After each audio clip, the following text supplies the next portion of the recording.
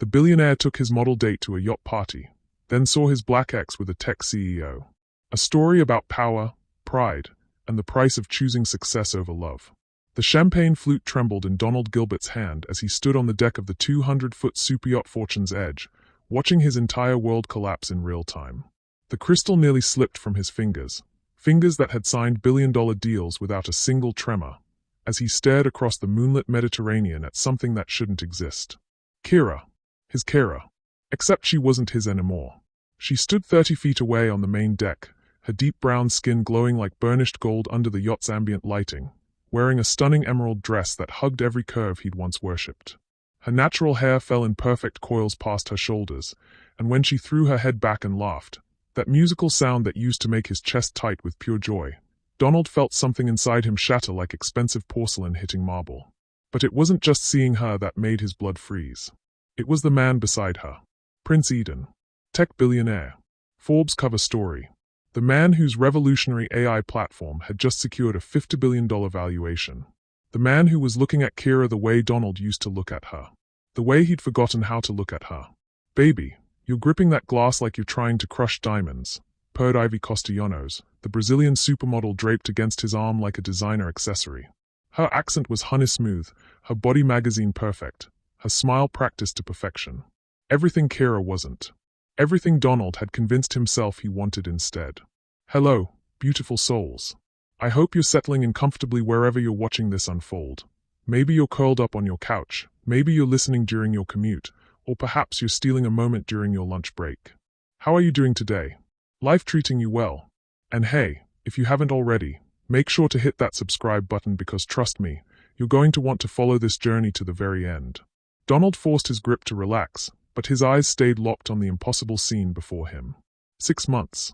It had been 6 months since their divorce was finalized.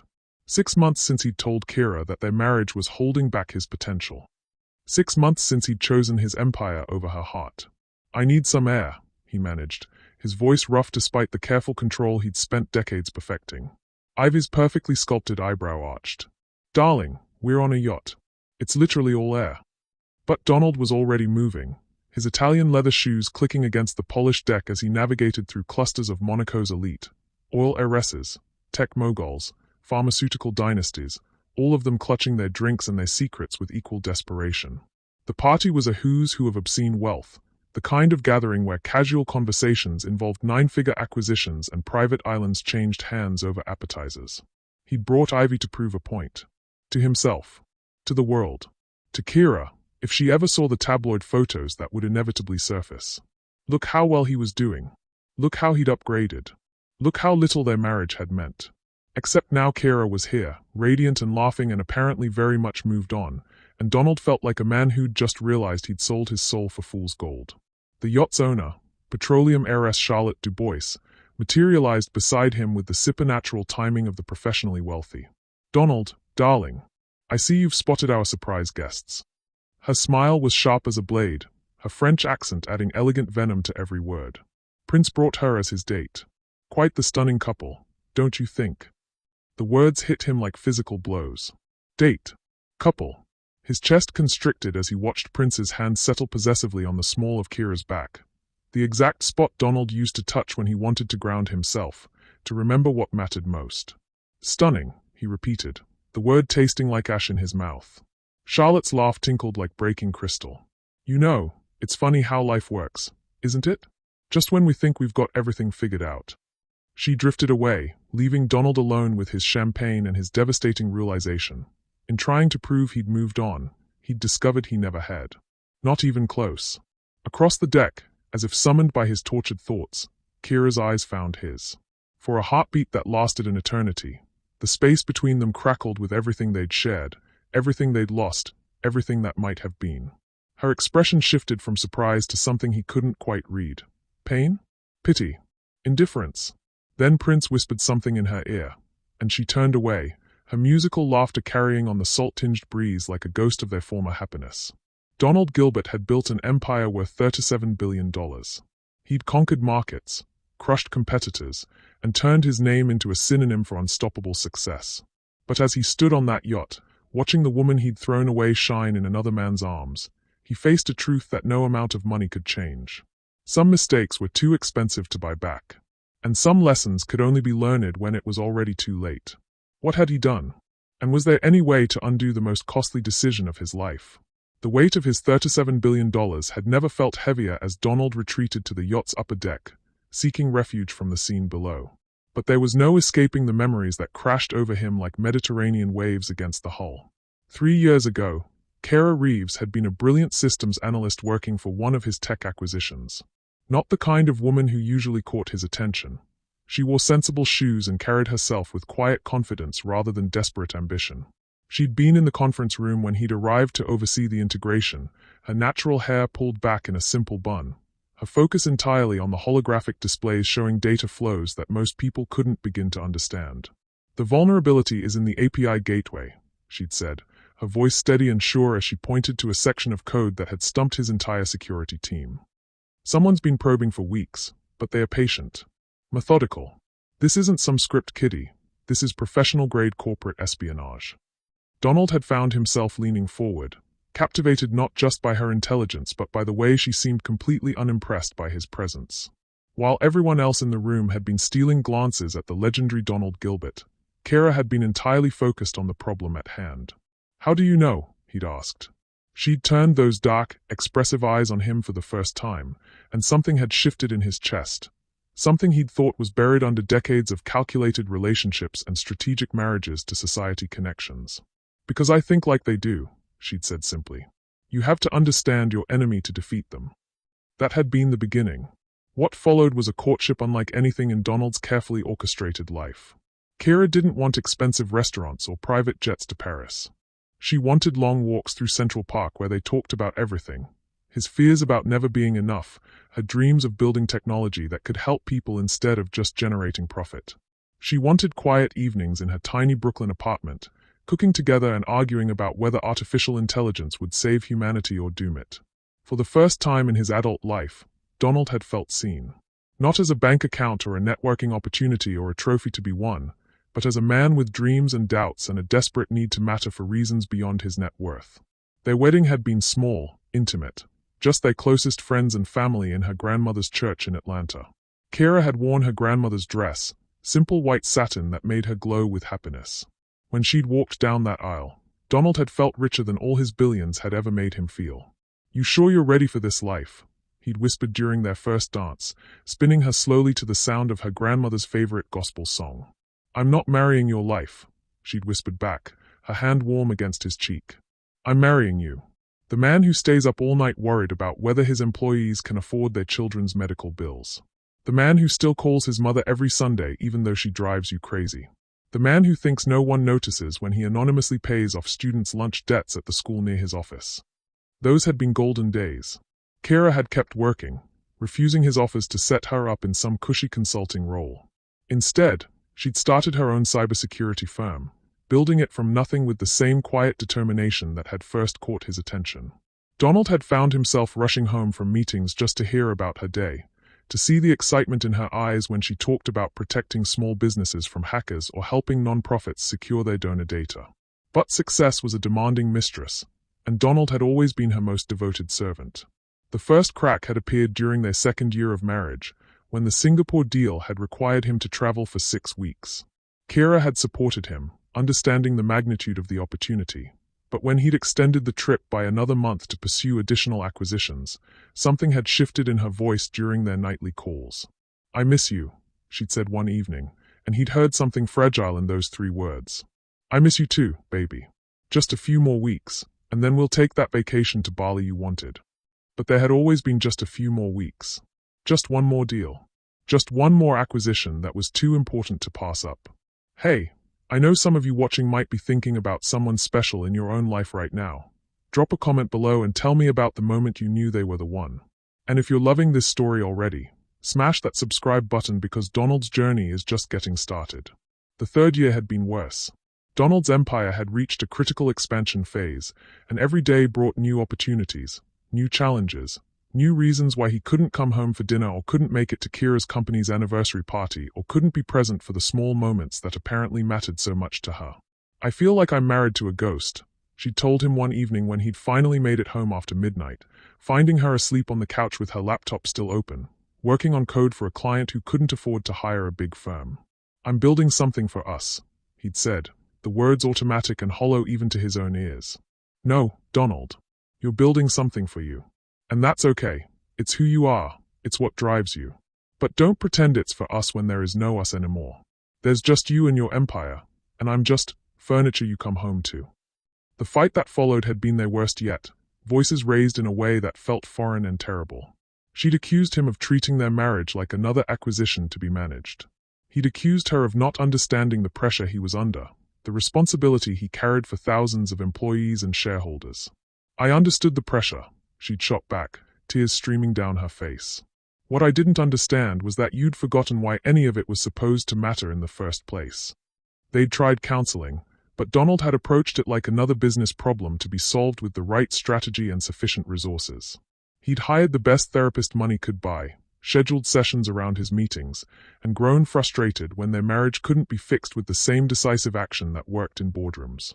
The end had come not with dramatic confrontation but with quiet resignation.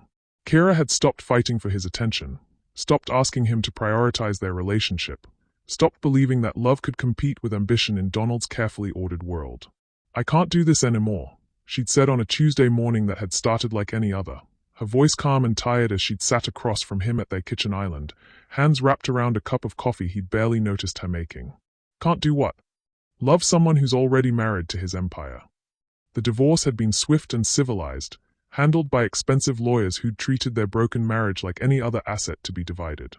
Kiara had asked for almost nothing, just enough to keep her business running and a clean break from the Gilbert name and everything it represented. Donald had thrown himself into work with renewed vigor, telling himself he was finally free to focus on what really mattered. He'd acquired 3 more companies, expanded into emerging markets, and watched his net worth climb toward $40 billion. And he'd felt emptier than he ever had in his life. Now, standing on this yacht with his upgrade draped on his arm, watching the woman he'd thrown away laugh with genuine joy in another man's arms, Donald finally understood the difference between being wealthy and being rich. Wealth was numbers in accounts and assets on spreadsheets. Richness was the way Kiara's eyes used to light up when he walked through the door.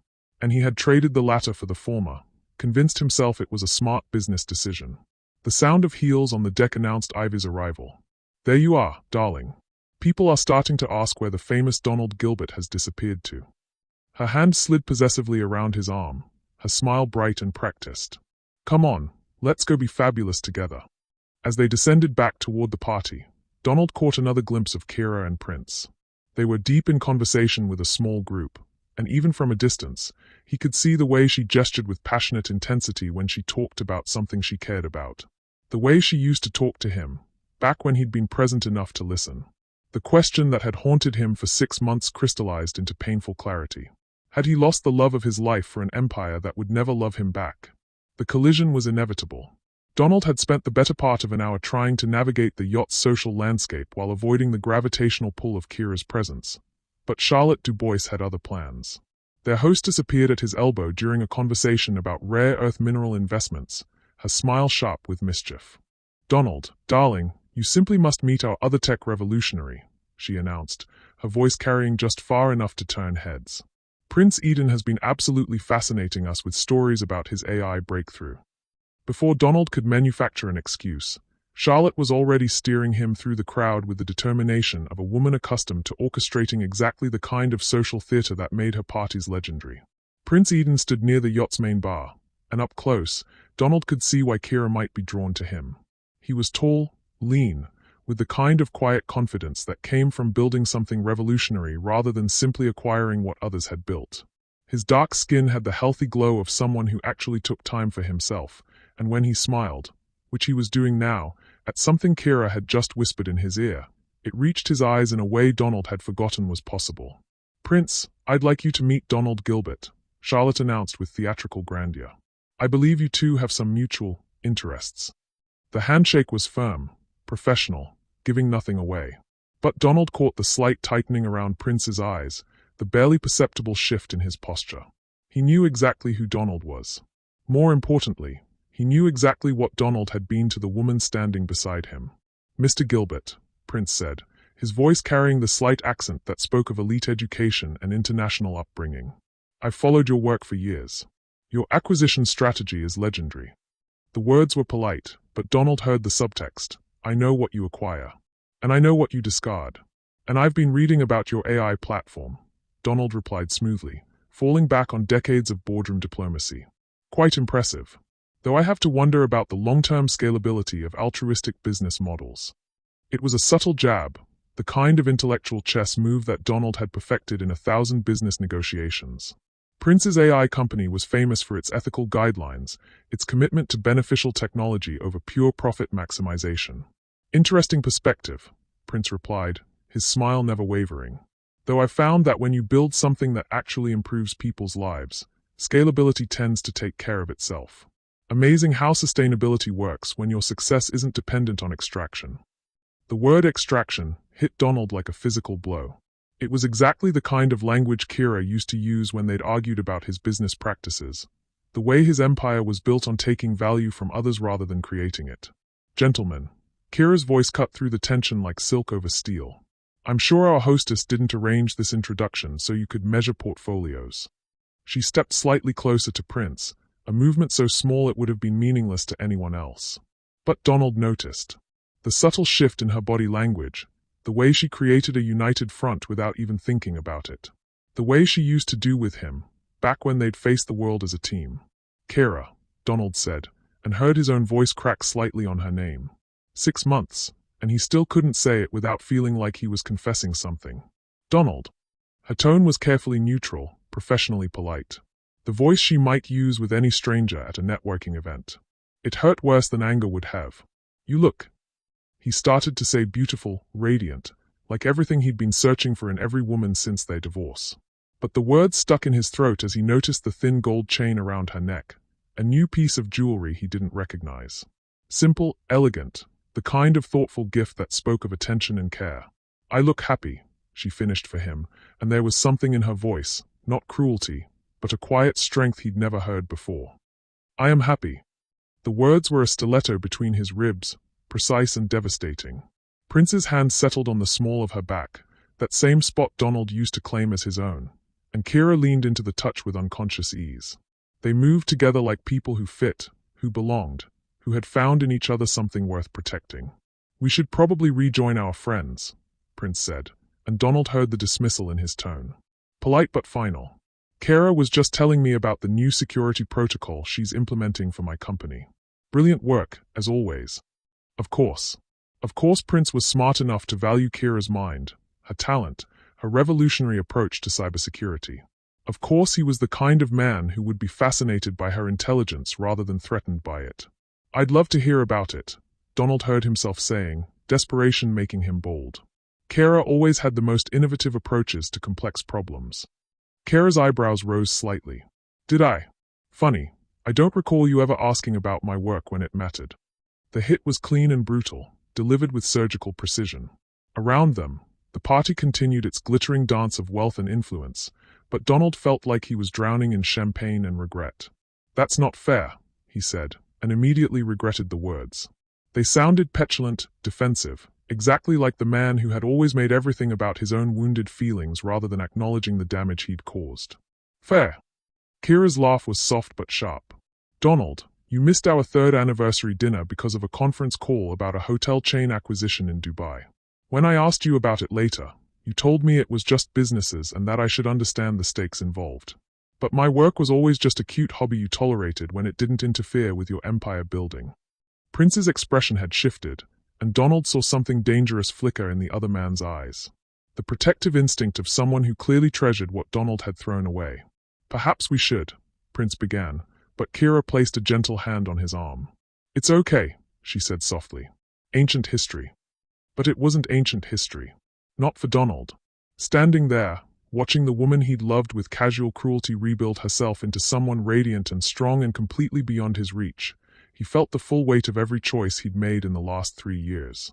"Hey, I'm curious, have you ever had a moment where you realized you'd made a terrible mistake? Drop a comment below and let me know. And while you're at it, make sure you're subscribed because this story is about to get even more intense."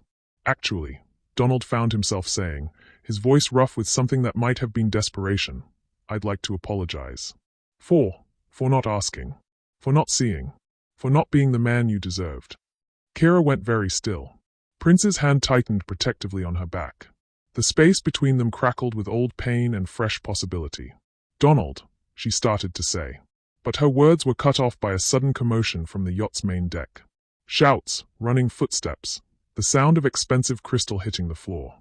Then Charlotte Dubois's voice, sharp with panic. "Someone call the Coast Guard. There's been an accident." Through the crowd, Donald caught a glimpse of chaos, a smaller yacht in the distance, listing badly to one side, its lights strobing in obvious distress. The party's glittering facade cracked like thin ice, revealing the ocean's ancient indifference to human wealth and pretension. In that moment of crisis, as sirens began to wail across the Mediterranean night, Donald saw something that made his chest tighten with familiar longing. Kiara and Prince moving together with the unconscious coordination of a team, her brilliant mind already analyzing the situation while his resources kicked into action. The way he and Kiara used to move together, back when they'd faced the world as partners instead of adversaries. And as he watched them spring into action, Donald faced a truth more terrifying than any business crisis he'd ever navigated. He wasn't just watching his ex-wife with her new love. He was watching the life he could have had if he'd been brave enough to choose love over empire. The question now was whether it was too late to learn from the most expensive mistake of his life, or if some opportunities, once lost, could never be reclaimed. The rescue operation transformed the yacht party from glittering spectacle to urgent mission in the space of heartbeats. But it was Kiara who took charge, her cybersecurity expertise suddenly critical as she coordinated communications between the Coast Guard, the distressed vessel, and emergency responders. "Their GPS is down and their radio is failing," she called out, her fingers flying over Prince's tablet as she worked to establish a stable communication link. The electrical system took damage when they hit that debris field. Donald found himself drawn toward the command center she'd created near the yacht's communications array, watching with growing amazement as the woman he'd dismissed as having a cute hobby orchestrated a complex rescue operation using skills he'd never bothered to fully appreciate. "Can you boost their signal?" Prince asked, his own phone pressed to his ear as he coordinated with maritime authorities. "I'm routing their emergency beacon through our yacht's satellite uplink," Kiara replied without looking up. "It's not standard protocol, but it'll give the Coast Guard a clear lock on their position." She was magnificent. Brilliant and capable and completely in her element, solving problems with the same focused intensity that had first caught Donald's attention in that conference room years ago. The same intensity he'd stopped paying attention to when board meetings and acquisition targets became more interesting than his wife's revolutionary mind. "How did you know to do that?" Donald asked, unable to stop himself from stepping closer. Kiara glanced up, and for a moment, her professional mask slipped. "Because I pay attention to systems," she said quietly. "I understand how things work together, how they are supposed to support each other." The subtext was clear, and it hit Donald like a physical blow. She wasn't just talking about communication arrays and satellite uplinks. Ivy appeared at his elbow, her grip on his arm possessive and tight. "Baby, shouldn't we let the professionals handle this? We could go to the upper deck, have some more champagne." "People are in danger," Donald said, not taking his eyes off Kiara's work. "Yes, but it's not our problem, is it?" Ivy's voice carried that particular tone of wealthy disconnection that Donald was suddenly hearing for the first time. "I mean, they have insurance, don't they?" The callousness of the comment made Donald's stomach turn. 3 years ago, Kiara would have been the first person over the rail if she'd thought she could help directly. She'd never been able to turn away from someone in need, whether it was a stranded yacht or a small business being targeted by hackers. "Actually," Prince said, ending his call and moving to Kiara's side, "the family on that boat, I know them. The Martinellis. They run a sustainable fishing operation in Nice. Good people trying to make an honest living." Of course Prince knew them. Of course he cared about sustainable fishing and honest livings and good people. Of course he was the kind of man who noticed the smaller boats in harbor instead of just competing to see who had the biggest yacht. "Their daughter is diabetic," Prince continued, his voice tight with worry. "If they are stuck out there too long without power for her medication refrigeration." Kiara's hands stilled on the tablet. "How long have they been adrift?" 3 hours, maybe 4.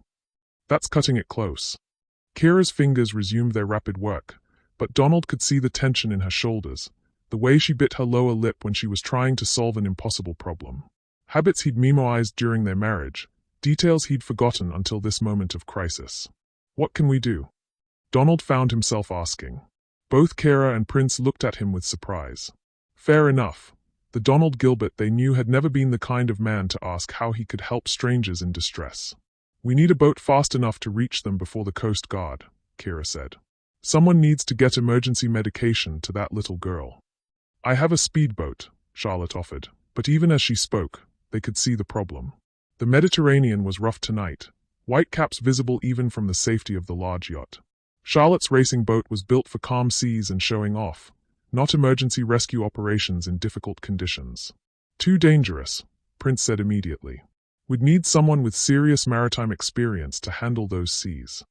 Donald felt something stir in his chest, a memory from long before billion-dollar empires and supermodel accessories. I could do it.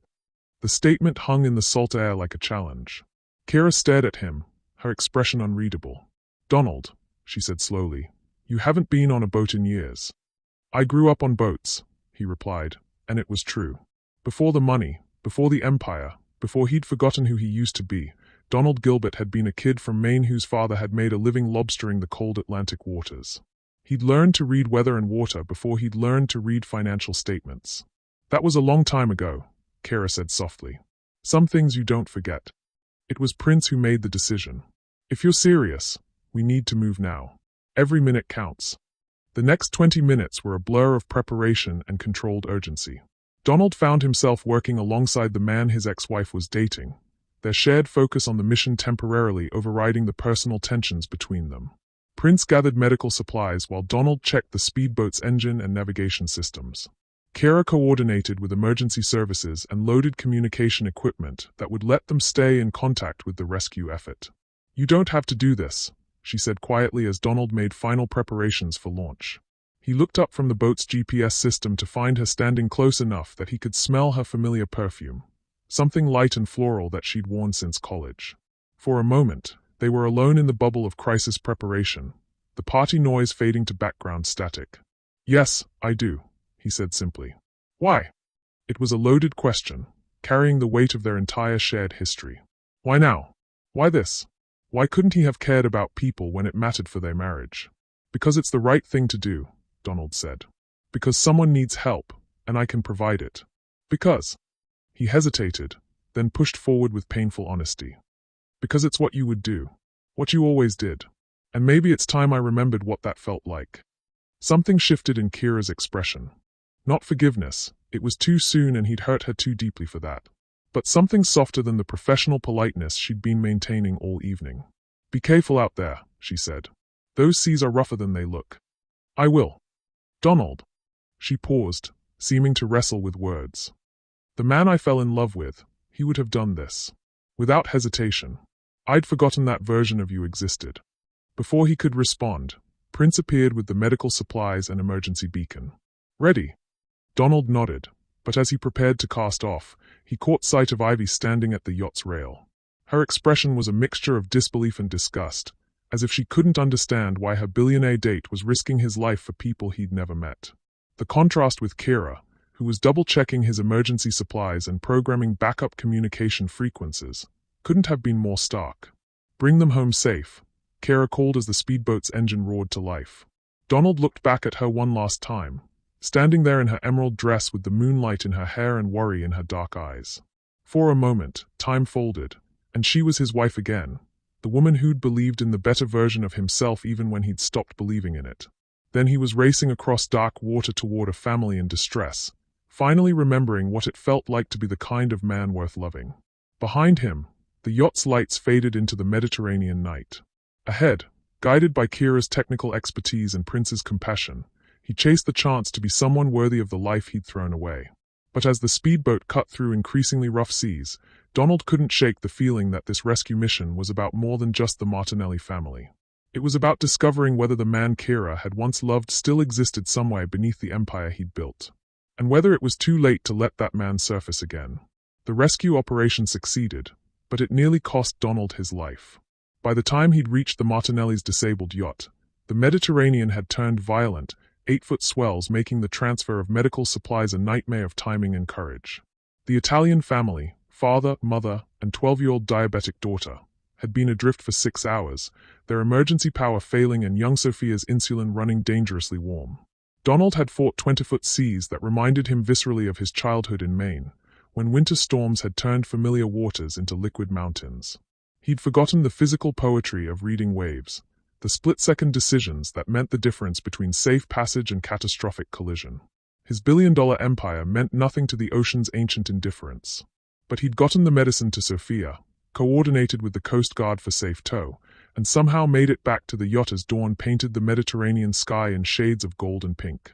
He was exhausted, soaked, running on nothing but adrenaline and coffee when Kiara found him on the upper deck, finally alone after an hour of well-meaning congratulations from the party guests. "How are you feeling?" she asked, settling beside him on the cushioned bench where he'd collapsed. "Like I got hit by a freight train made of seawater," Donald admitted, surprised by his own honesty. When had he stopped being honest with her? When had every conversation become a performance? "But good," he continued. "Really good. I'd forgotten what it felt like to actually help someone. To use my hands for something other than signing acquisition papers." Kiara was quiet for a long moment, studying his face in the soft morning light. "You were incredible out there," she said finally. "The way you handled those seas. I'd forgotten you used to be fearless." "I'd forgotten too." They sat in comfortable silence, watching the sun climb higher over the calm water. The storm had passed, leaving the world washed clean and possibility bright. Other guests were beginning to stir below, but for now, they existed in a bubble of quiet honesty that felt dangerously like old times. "Can I ask you something?" Kiara said. "Anything." "What happened to us, Donald? Really happened. Not the lawyer's version or the version you tell yourself to sleep at night. What actually broke us apart?" The question hung in the salt air like a challenge. Donald felt the familiar urge to deflect, to blame external pressures and impossible choices. But something about the night's events, the reminder of who he used to be, made him want to try radical honesty instead. "I got scared," he said simply. "Of what?" "Of not being enough. Of being ordinary. Of being just another guy from Maine who got lucky instead of someone who actually deserved success." He paused, watching seabirds wheel against the brightening sky. "You loved me when I was nobody. And instead of trusting that love, I decided I needed to become someone worthy of it. Someone impressive enough that you'd never leave. So you became someone I couldn't live with." "Yeah." The word was barely a whisper. "The more successful I got, the more terrified I became that it was all a house of cards. That if I stopped grinding, stopped acquiring, stopped proving myself, everyone would realize I was just a fraud. Including you." Kiara was quiet for a long time. When she finally spoke, her voice was soft with old pain. "Do you know what I loved most about you when we met? My devastating charm and rugged good looks." She laughed despite herself, and the sound made Donald's chest tight with longing. "Your certainty," she said. "Not about business or money or success. Your certainty about what mattered. You were the only person I'd ever met who seemed to know, without any doubt, the difference between what was important and what was just noise. And then I forgot." "You didn't forget, Donald. You decided the noise was more important than the music." The metaphor hit him like a physical blow. How many evenings had he come home to find Kiara playing piano, their old upright in the Brooklyn apartment, then the baby grand in their Manhattan penthouse, only to retreat to his study because he had important calls to make. When had he stopped listening to her music? "I have a confession," Kiara said, and something in her tone made Donald turn to face her fully. "I didn't come to this party to see old friends or network with potential clients. No. I came because I knew you'd be here. With her." Kiara's glance toward the lower deck, where Ivy was probably still sleeping off champagne and wounded pride, was sharp with something that looked like jealousy. "I wanted to see if it was real." "If what was real?" "If you'd actually moved on. If the man I loved had been replaced by someone who could be happy with." She gestured vaguely. "With someone who thinks charity work is not our problem and sees people in crisis as an inconvenience to her champagne consumption." Donald felt heat rise in his cheeks. "She's not, we're not. Serious." Kiara's smile was sad and knowing. "I know, Donald. I could see it in your face the moment you spotted me with Prince. You brought her here like armor, but she's not protection. She's just another acquisition." The truth of it was devastating.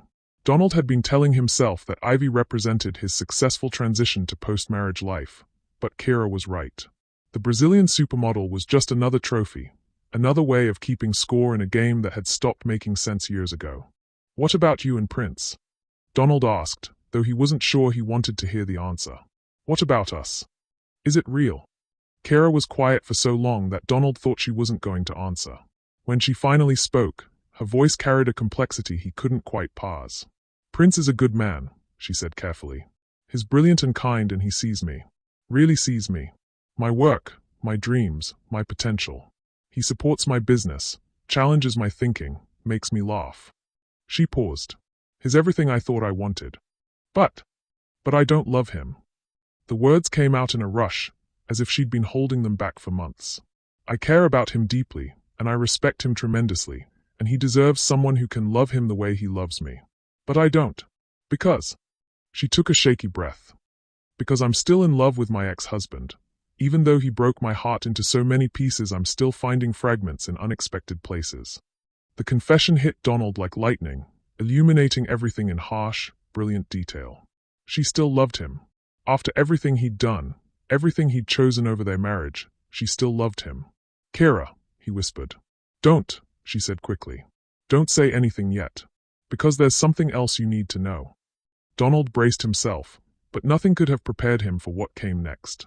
Prince offered me a partnership, she continued, her voice steady but her hands trembling slightly. Not just romantic, business. He wants to integrate my cybersecurity platform with his AI systems. It would make me rich, Donald. Really rich. Independent rich. The kind of rich where I'd never have to worry about money or security or building something from nothing ever again.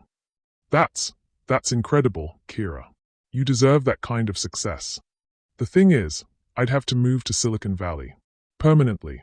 And I'd have to marry him, not for love, but because the partnership structure requires that level of legal commitment.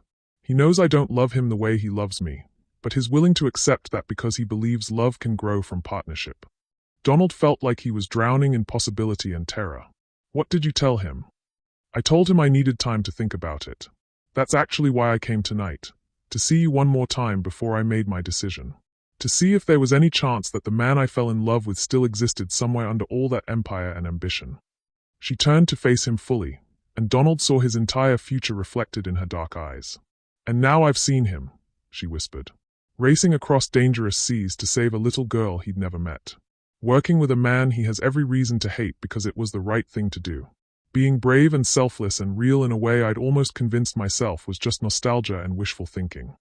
Donald reached for her hands, and miracle of miracles, she let him take them. Kiara, I have to give Prince an answer tomorrow, she said softly. I fly back to New York in the morning, and he flies to California in the evening. If I don't go with him, he's going to proceed with the partnership offer to someone else. It's a once-in-a-lifetime opportunity, Donald. The kind of chance that might never come again. What do you want to do? I want to be brave enough to choose love over security, she said, tears beginning to trace down her cheeks. I want to believe that the man who saved the Martinellis is the real you, not the exception. I want to trust that if we tried again, you wouldn't disappear into your empire the moment things got comfortable. Donald felt the weight of the moment crushing down on him like those Mediterranean swells he'd fought hours earlier. This was it. The crossroads where everything he built would either justify its cost or reveal itself as fool's gold. But I'm scared, Kiara continued, her voice breaking slightly. Because choosing you means walking away from guaranteed success and security. It means believing that this time will be different, that you've actually learned something from losing me the first time. And if I'm wrong? She shook her head. If I'm wrong, I'll have given up everything for a man who'll just break my heart again. You won't be wrong, Donald said fiercely, squeezing her hands. I swear to you, Kiara, you won't be wrong. I know how that sounds. I know I have no right to ask you to trust me after what I did to us. But watching you with Prince tonight, seeing what I threw away, it's like someone ripped the scales from my eyes. I can't go back to being the man who chose empire over love. I won't survive it. How can you be sure? Because for the first time in 3 years, I remember what it felt like to be rich, Donald said, borrowing her old distinction between wealth and richness. Really, truly rich. Not when I was signing that Singapore deal or acquiring another company, but when I was racing across those seas to save Sophia Martinelli. When I was working beside you and Prince like we were a team instead of rivals. When I remembered what it meant to be someone worth loving instead of just someone with something to prove. As if summoned by their conversation, Prince Eden appeared at the top of the stairs leading to the upper deck. His expression was carefully neutral, but Donald caught the slight tightening around his eyes as he took in their joined hands, Kiara's tear-streaked face, the obvious intimacy of the moment. "I'm sorry to interrupt," Prince said quietly, "but the helicopter is arriving in 30 minutes to take us back to Nice. Kiara, if you need to pack." "Prince." Kiara's voice was soft with regret and something that might have been apology. "We need to talk." Donald started to stand, to give them privacy for what was clearly going to be a difficult conversation, but Prince's hand on his shoulder stopped him.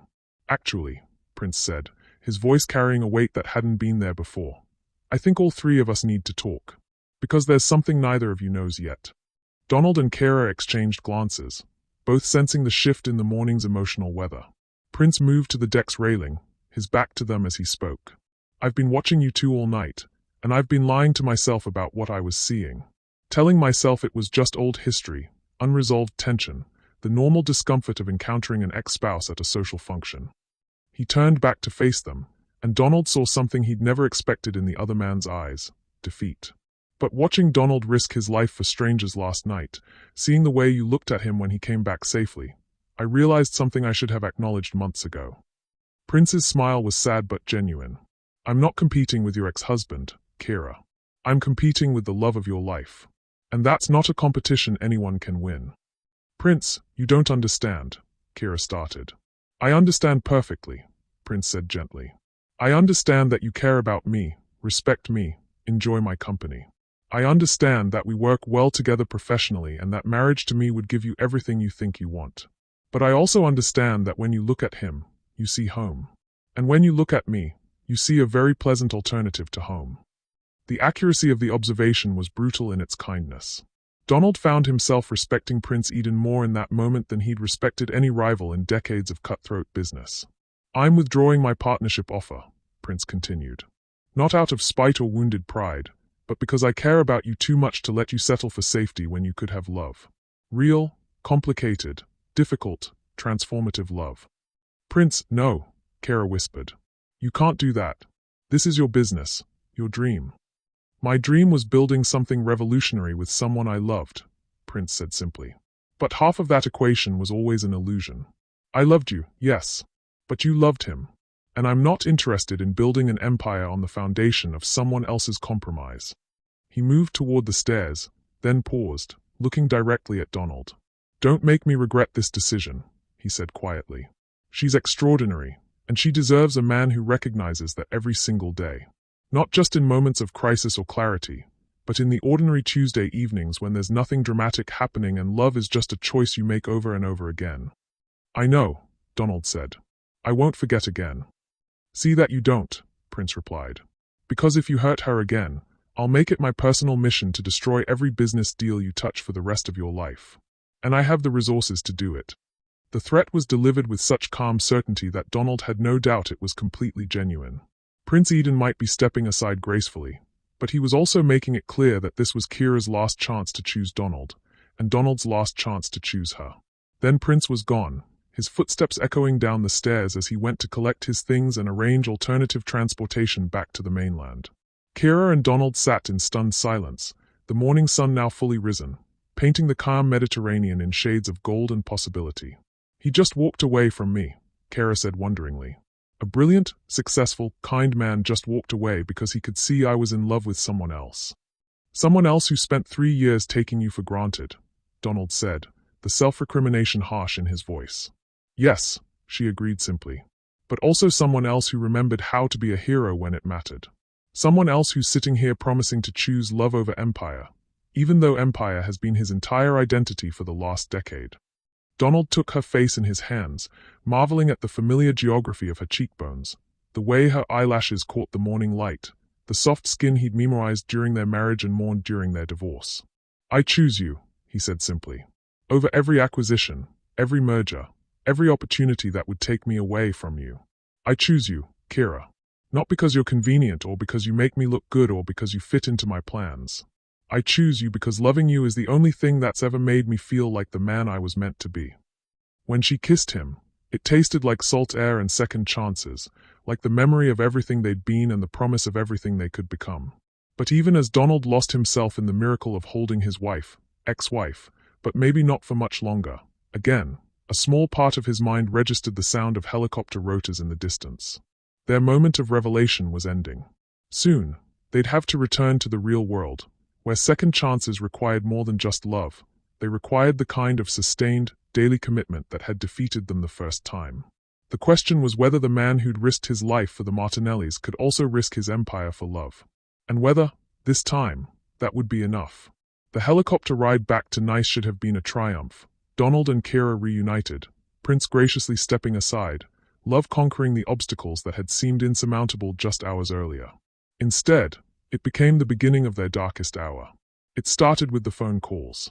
Donald's phone had been buzzing incessantly since they'd lifted off from Charlotte's yacht, but he'd been ignoring it, lost in the miracle of Kiara's hand in his, the way she'd curled against his side in the helicopter's cramped cabin like she belonged there. But when they landed in Nice, his assistant Rebecca was waiting on the tarmac with an expression that Donald recognized from a dozen corporate crises. "What is it?" he asked, not letting go of Kiara's hand even as Rebecca approached with obvious urgency. "Sir, we have a situation," Rebecca said, her usual composed demeanor cracked with stress. "The Singapore partners have called an emergency meeting. They are threatening to pull out of the entire deal unless you're in the boardroom in New York by noon tomorrow." Donald felt the familiar clutch of business panic in his chest. The Singapore deal wasn't just another acquisition. It was the cornerstone of his expansion into Asian markets, worth $18 billion and 3 years of careful negotiation. What spooked them? He asked, already running calculations in his head. Nice to New York was an 8-hour flight, which meant leaving immediately to make the noon deadline. "Apparently someone leaked details about your rescue operation last night to the financial press," Rebecca said, her air quotes making it clear what she thought of that terminology. "The Wall Street Journal is running a story about how Donald Gilbert abandoned his date to go save common fishermen in dangerous conditions. The Singapore partners are reading it as evidence that you're becoming unstable and distracted from business priorities." Donald felt the world shift beneath his feet. Of course his moment of heroism, his rediscovery of his better self, would be twisted into evidence of unfitness for business leadership. "It gets worse," Rebecca continued.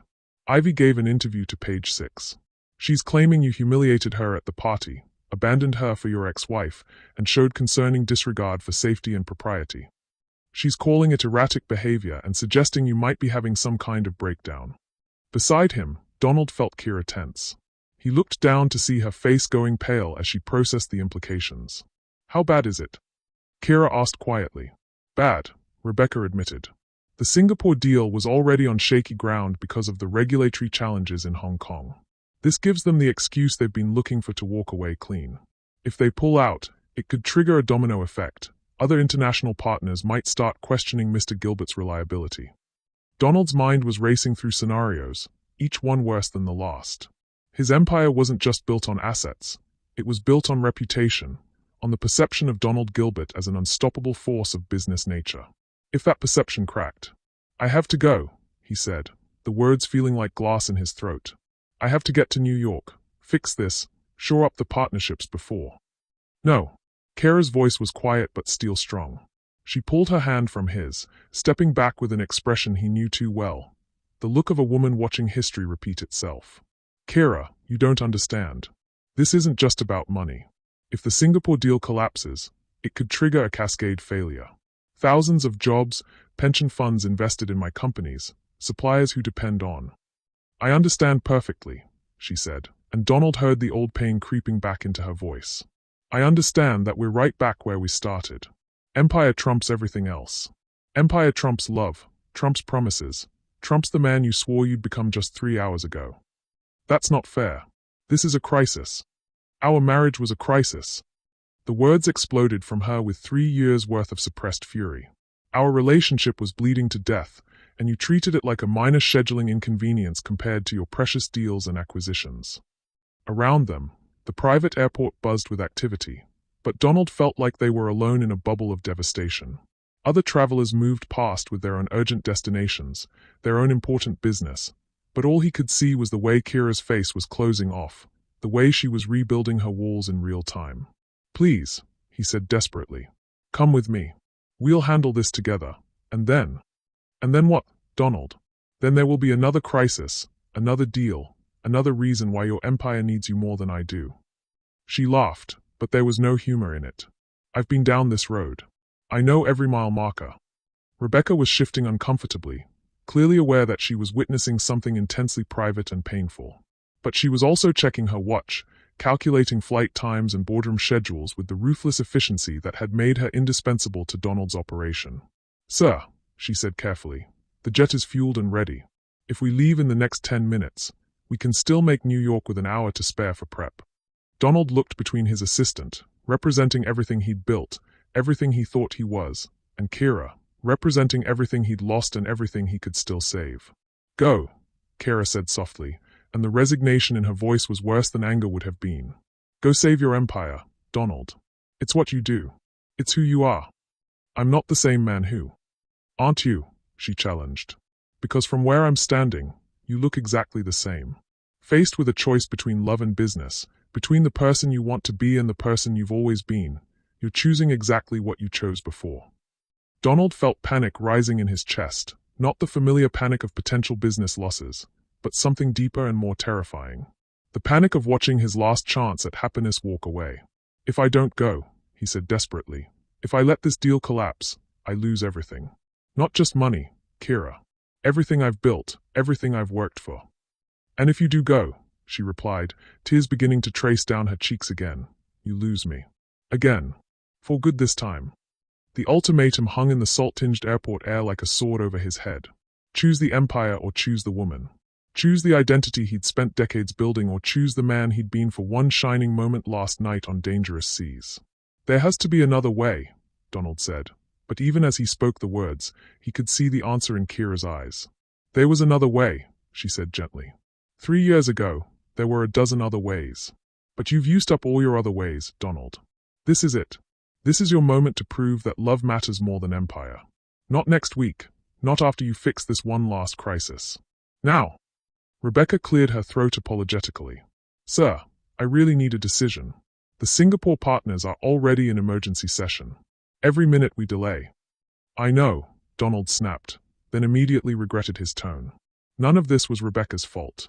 She was just doing her job, the job he'd trained her to do, prioritizing business above all else. He looked at Kiara one more time, memorizing the way the Mediterranean sunlight caught in her hair, the familiar curve of her lips, the intelligence and strength and beauty that he'd been too busy to appreciate when he'd had the right to wake up beside it every morning. I have to go, he whispered, and watched something die in her eyes.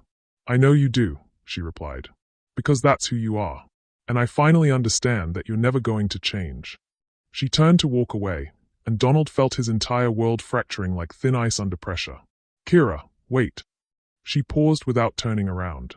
Prince was right to walk away from me, she said quietly. But not for the reasons he thought. He walked away because he could see I was in love with you. What he didn't realize is that being in love with you is just another way of being alone. Then she was gone, disappearing into the crowd of travelers, leaving Donald standing on the tarmac with his assistant and his private jet and his empire that suddenly felt like an elaborate mausoleum. Sir, Rebecca prompted gently. The jet. Donald closed his eyes, seeing Kiara's face, remembering the weight of her hand in his, the taste of salt and possibility when she'd kissed him at sunrise. Then he opened them and walked toward the plane that would take him back to New York, back to his boardrooms and his deals and his carefully constructed identity as a man who always chose success over everything else. As the jet lifted off from Nice, Donald pressed his face to the window and watched the Mediterranean shrink below him. Somewhere down there, Kiara was probably booking her own flight back to New York, back to her cybersecurity firm, back to a life that had no place in it for a man who would always choose empire over love. He'd saved the Martinelli family last night, but he couldn't save the one thing that actually mattered. And for the first time in his adult life, Donald Gilbert understood what it meant to be truly poor. The Singapore meeting was a masterclass in corporate warfare, and Donald Gilbert had never performed worse. He'd made it to the Manhattan boardroom with minutes to spare, his usual commanding presence replaced by something his opponents could smell like blood in the water. The $18 billion deal, 3 years in the making, crumbled in 2 hours of polite corporate execution. Mr. Gilbert, said Chen Weiming, the lead Singapore partner, his voice carrying the particular satisfaction of a man delivering a killing blow with perfect manners. "We appreciate your commitment to maritime rescue operations. However, we require partners who demonstrate consistent judgment and unwavering focus on business priorities." Donald had tried to salvage it, deploying every negotiation tactic he'd mastered over decades of deal-making. But his heart wasn't in it, and everyone in the room could tell. When Chen and his team walked out, taking their $18 billion and his reputation for business infallibility with them, Donald had felt something he'd never experienced in a boardroom before. Relief. Now, 6 hours later, he sat alone in his penthouse office as Manhattan glittered 40 floors below, trying to understand what had just happened to his carefully constructed world.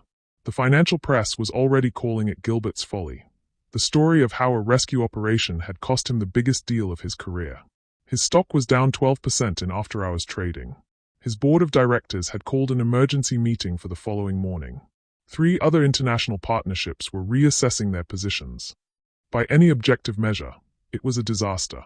So why did he feel more clear-headed than he had in years? His assistant Rebecca appeared in the doorway, her expression carefully neutral. "Mr. Gilbert? I have the analysis you requested on the Singapore fallout. Also, there's been a development." "What kind of development?" "Prince Eden's company just announced they are withdrawing from their partnership negotiations with TechFlow Industries," Rebecca said, consulting her tablet. "Apparently, they are restructuring their entire approach to AI integration. The announcement specifically mentions realigning priorities to focus on smaller, more agile partners who share our commitment to ethical technology." Donald looked up sharply. TechFlow was one of his subsidiaries, and the Prince Eden partnership would have been worth hundreds of millions. "He's targeting my companies." "It appears so, yes. Also," Rebecca hesitated, "there's something else. I took the liberty of running some projections on what would happen if we shifted our business model." "Shifted how?" "Away from large-scale acquisitions towards smaller, more sustainable partnerships. The kind of business model that prioritizes innovation and employee welfare over rapid expansion."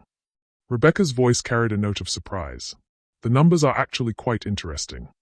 Before Donald could respond, his personal phone buzzed with a text message that made his chest tighten. "Kiara, saw the news about Singapore. I'm sorry. I know how much that deal meant to you." Just that. No anger, no recrimination, just the same quiet compassion she'd always shown when he was hurting, even when he'd been the one to cause the hurt in the first place.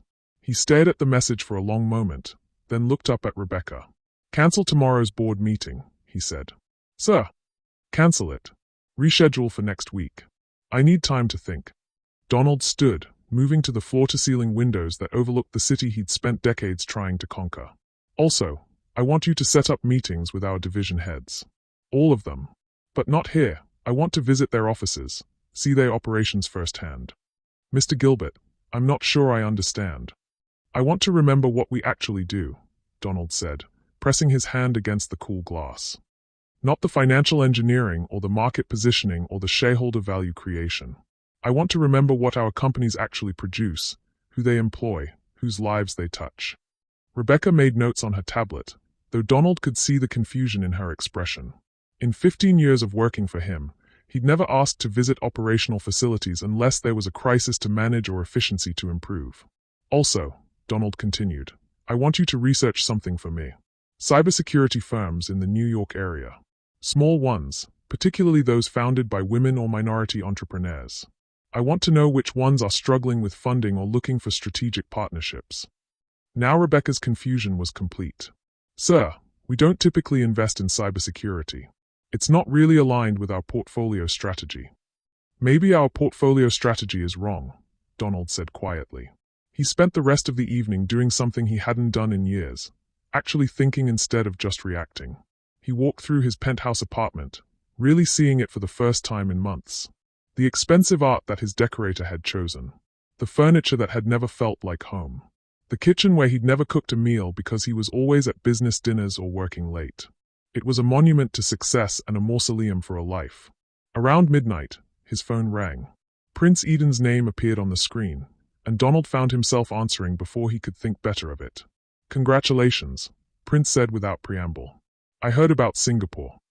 That's an interesting reaction to someone's business failure." "Is it a failure?" Prince asked. "Or is it liberation?" Donald was quiet for a moment, considering the question. I'm not sure yet. Can I tell you something, Donald? I've been watching your business model for years, and I've always thought you were the most talented man wasting the most potential I'd ever encountered. Explain. You have incredible instincts, natural leadership ability, and resources that most entrepreneurs can only dream of. But you've spent decades using those gifts to build an empire that doesn't actually create anything meaningful. You acquire, you consolidate, you extract value. But you don't build. The observation was devastatingly accurate, and Donald found he didn't have the energy to argue with it. The man who saved the Martinellis, Prince continued, that's a man who builds, who creates, who makes the world a little better by existing in it. That man could do incredible things if he stopped being afraid of being ordinary. And what makes you think that man still exists? Because Kiara sees him. And Kiara is the most perceptive person I've ever met. If she believes you can change, maybe you should start believing it too. After Prince hung up, Donald sat in his empty penthouse, staring out at the city lights and thinking about fishermen and rescue operations and the difference between building empires and building lives. At 2 a.m., he made a decision that would have seemed impossible 24 hours earlier. He called Rebecca. Sir. Her voice was groggy but instantly alert. The occupational hazard of working for a man whose crises rarely respected normal business hours. I want you to draft a letter to the board, Donald said. I'm stepping down as CEO. There was a long pause. Sir, I think maybe you should get some sleep before making any major decisions. I'm not tired, Rebecca. I'm awake for the first time in years. Donald moved to his study, pulling out paper and pen instead of reaching for his laptop. Some decisions required the physical act of handwriting. I'm going to restructure everything. The whole empire. Break it apart, sell off the acquisitions that don't align with actually creating value, and focus on building things that matter. Mr. Gilbert, with respect, this sounds like a reaction to losing the Singapore deal. These kinds of dramatic changes are exactly what I should have made 3 years ago, Donald finished. When the woman I loved was begging me to remember who I used to be before I decided empire was more important than everything else.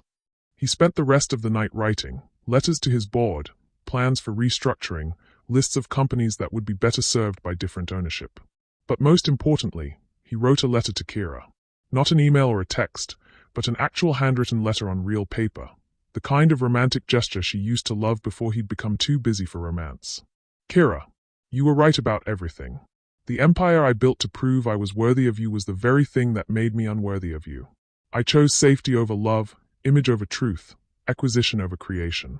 I lost Singapore today, and it was the best thing that could have happened to me, because it reminded me that some things can't be bought, consolidated, or acquired. They have to be earned every single day through the choices we make about who we want to be. I'm choosing to be the man who saves strangers in storms. The man who builds instead of just acquiring. The man who remembers that being rich isn't about what you own. It's about what you're willing to give up for love. I don't know if it's too late for us. I don't know if you can forgive a man who needed to lose everything to remember what mattered most. But I'm asking for the chance to prove that the person you fell in love with is still here, buried under years of fear and ambition but finally ready to come home. I love you, not as consolation prize or second choice, but as the beginning and end of everything that makes life worth living. Choose me, Kiara. Choose us. I promise this time I won't give you reason to regret it. Forever yours, Donald. As dawn broke over Manhattan, Donald Gilbert sealed the letter and prepared to find out whether love could triumph over the wreckage of an empire built on everything except what actually mattered. For the first time in 3 years, he felt like a man worth choosing. The question was whether he'd realized it soon enough. Kiara was in her office at midnight, surrounded by code printouts and empty coffee cups, when the building's night security guard appeared at her door with a confused expression and a handwritten letter. There's a gentleman downstairs who says this is urgent, the guard said. He's been waiting for 3 hours. Kiara's heart did something complicated when she recognized Donald's handwriting on the envelope. She'd been expecting lawyers' letters about the divorce, or maybe corporate communication about some business matter. She hadn't been expecting handwritten romantic gestures. She read the letter twice, then a third time, her vision blurring as tears threatened to spill. The man who'd written these words, vulnerable, honest, finally willing to choose love over empire, was the man she'd fallen in love with years ago. But she'd been hurt too many times to trust words alone. Tell him I'll be down in 5 minutes, she said. Donald was standing in the lobby of her building like he belonged there, not pacing or checking his phone or displaying any of the restless energy that had characterized him during their marriage. He was just waiting, patient and still in a way she'd never seen him be. "You got my letter," he said when she appeared. "I got your letter." She held it up, the pages slightly crumpled from her grip. "Pretty words, Donald. But I've heard pretty words from you before." "I know." His voice was steady, but she could see the fear in his eyes. "That's why I didn't just send the letter." "What do you mean?" Donald pulled out his phone, showing her a series of news alerts and financial headlines. "I meant every word I wrote. I've spent the last week systematically dismantling everything I built at the expense of our marriage." Kiara stared at the headlines. Gilbert Industries announces major restructuring. Tech mogul steps down as CEO. Empire builder becomes empire breaker. "You resigned," she said, disbelief coloring her voice. "I resigned. I'm selling off the acquisitions that were purely about growth and keeping only the companies that actually create value. I'm establishing an employee profit-sharing program. I'm setting up a foundation for small business development." Donald's smile was self-deprecating. "Turns out dismantling an empire is almost as much work as building one." "Donald, that's your life's work. Everything you've spent decades building." "No, Kiara. You were my life's work. Everything else was just noise I let get too loud." She wanted to believe him, wanted to trust that this transformation was real and lasting. But she'd been burned too many times by his promises. "What happens when the novelty wears off?" she asked. "What happens when you miss the adrenaline of closing deals and crushing competitors? What happens when you get bored with being ordinary?" "I don't know," Donald admitted. "I can't promise you I won't struggle with it or that I won't make mistakes. But I can promise you that I'll choose love over empire every single day for the rest of my life. Even when it's hard. Especially when it's hard." Before Kiara could respond, her phone buzzed with an incoming call. Prince Eden's name appeared on the screen, and she felt Donald tense beside her. "Answer it," he said quietly. "Donald." "Answer it, Kiara. I'm not afraid of Prince anymore. I'm not afraid of losing to a better man, because I'm finally ready to become one myself." She answered the call, putting it on speaker so Donald could hear. "Kiara, I hope I'm not calling too late." Prince's voice filled the small lobby. "I wanted to let you know that I've been reconsidering my partnership offer." Kiara's breath caught. "Prince, you don't need to." "Actually, I do. I've been watching what Donald's been doing the past week, and I have to admit, I'm impressed. The man who's dismantling his own empire to prove he's learned what matters. That's not the man I was competing with. That's someone entirely different." Donald stepped closer to the phone. "Prince, Let me finish," Prince interrupted, but his tone was friendly rather than hostile. "Kiara, I'm officially reinstating my partnership offer. Full terms, same equity split, same opportunity. But with one condition." "What condition?" Kiara asked. "That you take it only if it's what you really want, not what you think you should want. I've built my entire career on making decisions based on authentic passion rather than safety or obligation. I won't have my most important partnership be the exception to that rule." Kiara looked between the phone and Donald, feeling the weight of two futures pressing down on her. Security with Prince, professional success, financial independence, the kind of partnership built on mutual respect and shared goals. Or uncertainty with Donald, love that came with no guarantees, the risk of being hurt again, but also the possibility of the kind of happiness she'd thought was lost forever. "I need some time to think," she said. "Of course," Prince replied. "But Kiara, whatever you choose, make sure you're choosing your own happiness, not anyone else's idea of what your happiness should look like." After Prince hung up, the lobby fell into silence. Kiara could hear the building's air conditioning, the distant sound of New York traffic, her own heartbeat thundering in her ears.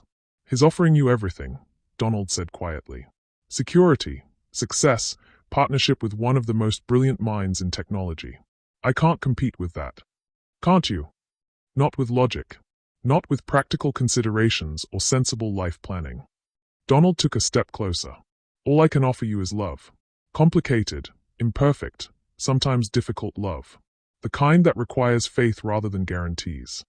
Kiara looked at him, really looked at him for the first time since that morning on the yacht. The man standing in her lobby wasn't the polished corporate mogul she'd divorced. His hair was slightly mussed, there were stress lines around his eyes, and his expensive suit looked like he'd been wearing it for days. He looked human in a way she'd almost forgotten he could be. "Tell me one thing," she said.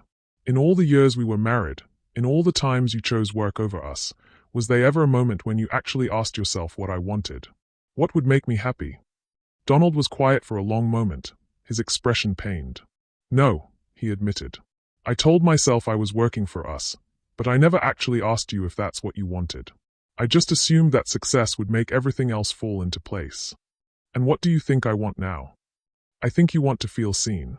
Really seen, not as an accessory to someone else's ambition, but as a brilliant woman with your own dreams and fears and complicated desires. Donald's voice was soft but certain. I think you want a partner who shows up not just for the big moments but for the small ones. Someone who remembers that Tuesday evening conversations about your day are just as important as Saturday night celebrations. And I think you want to feel safe. Not financially safe, you've never needed anyone for that. Emotionally safe. Safe to be vulnerable, to trust, to believe that love won't disappear the moment something more interesting comes along. Tears were streaming down Kiara's cheeks now, because he was right. He was finally, completely right. I also think, Donald continued, stepping close enough that she could see the golden flecks in his brown eyes, that you want the same thing I want. The thing we had for those first golden months of our marriage, before I got scared and forgot how to be the man you fell in love with. What thing? Home, he whispered. Not a place or a lifestyle or a status. Just home. The feeling that wherever you are, with whoever you're with, you belong completely. Kiara reached up to touch his face, feeling the slight stubble that meant he'd been too distracted to maintain his usual perfectly groomed appearance. And you think you can give me that? After everything that's happened? I think we can give it to each other, Donald said. If you're willing to take the risk. If you're willing to choose love over safety one more time. She kissed him then, pouring 3 years of heartbreak and hope and desperate longing into the connection between them. He kissed her back with the reverence of a man who'd finally learned the difference between wanting something and cherishing it. When they broke apart, both breathing hard, Kiara made her choice. I'm not taking Prince's offer, she said. Donald's eyes widened. Kiara, you don't have to. I'm not taking his offer, she repeated, because I'm going to make my own. I'm going to build my cybersecurity firm into exactly what I've always dreamed it could be. Not as someone's partner or subsidiary, but as my own creation. And I'm going to do it with the man I love cheering me on instead of competing with me. Are you sure? You'd be giving up guaranteed success. No, Donald. I'd be choosing authentic success over safe success. There's a difference. Kiara smiled through her tears. Besides, I have it on good authority that the most successful empires are built on love, not fear. Donald spun her around in the lobby, both of them laughing with the giddy relief of people who'd almost lost everything and found it again at the last possible moment. What do we do now? He asked, setting her down but keeping his arms around her. Now we go home, Kiara said. To our apartment in Brooklyn. The one with the piano and the terrible kitchen lighting and the view of the neighbor's fire escape. The one that always felt like home because we were there together. I sold that apartment, Donald admitted sheepishly. Then we find a new one. Somewhere we can build a life instead of just maintaining an image. Kiara's smile was radiant with possibility. Somewhere you can remember how to cook those terrible omelets you used to make on Sunday mornings. They weren't terrible. They were catastrophic. But they were ours. As they walked out of the building together, Donald's phone buzzed with what was probably another crisis requiring his immediate attention. For a moment, old habits made him reach for it automatically. Then he looked at Kiara, illuminated by street lights and possibility, and deliberately put the phone away without checking it. Some things were more important than business emergencies. Some things were more important than empires. Some things, like the woman walking beside him, like the love they'd almost thrown away, like the life they were finally ready to build together, were worth everything. 1 year later, the wedding was nothing like their first one. Instead of the intimate ceremony in Kiara's grandmother's church, they chose the deck of a restored fishing boat in Maine. The same waters where Donald had learned to read weather and waves as a boy, long before he'd learned to read financial statements. The guest list was small but meaningful. Charlotte Dubois had flown in from Monaco, her sharp wit softened by genuine affection for the couple who'd found their way back to each other. The Martinelli family was there too, Paolo and Maria and 12-year-old Sophia, who'd insisted on being flower girl for the man who'd saved her life. And Prince Eden stood as Donald's best man. Their rivalry transformed into respect and, surprisingly, genuine friendship. Are you nervous?